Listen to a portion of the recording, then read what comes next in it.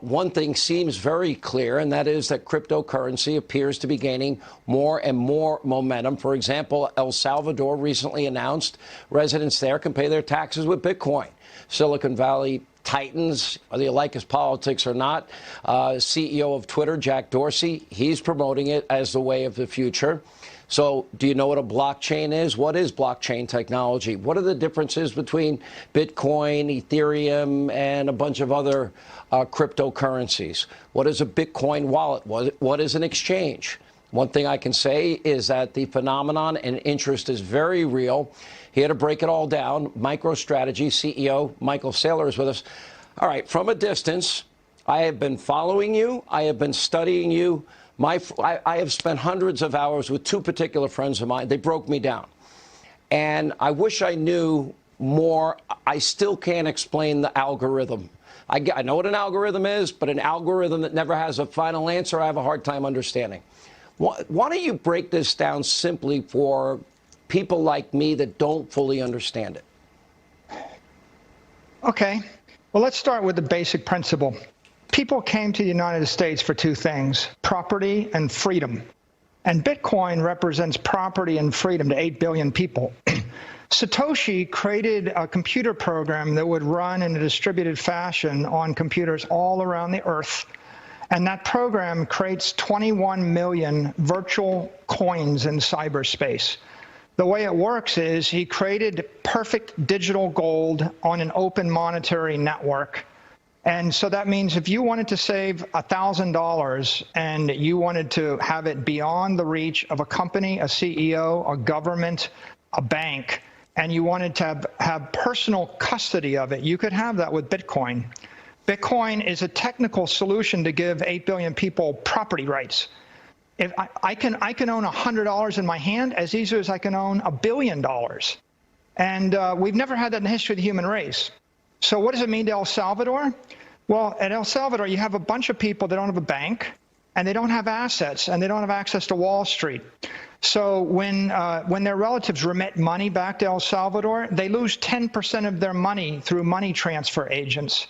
Once they get the money, they lose 10 to 20% of its value a year because they're storing it in a currency, not in an asset.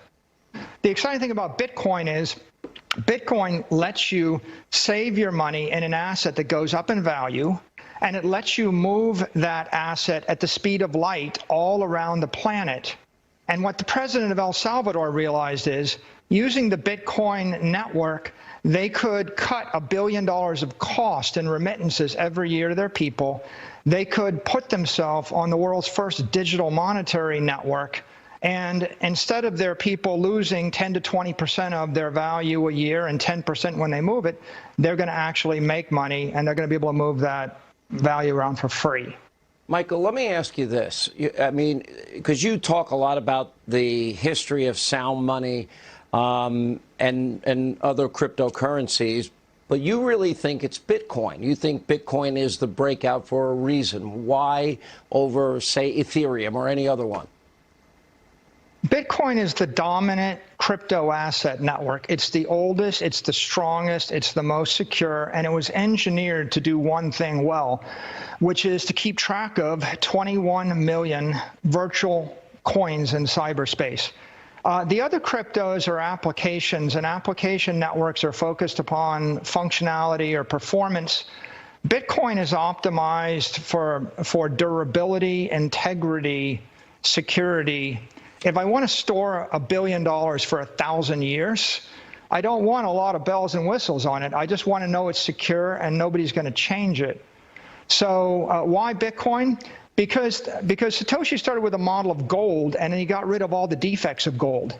If you took gold and you said you can't mine anymore, you can't use it for jewelry, and nobody can rehypothecate it or short it, and you could take personal custody of it in your head, and no one can steal it from you, you would have a better gold. And so Bitcoin is designed to be that long-term store of value. And of course, humans have been looking for a way to store their life force in a store of value for thousands and thousands of years.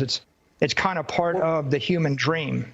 What do you say to critics that worry that it will lose all of its value? Or what do you say clearly governments, some seem to be dead set against this. What do you say to them? Well, first of all, it's the most successful technology in our lifetimes. It's grown faster and more powerfully than Google or Facebook or Apple or Amazon.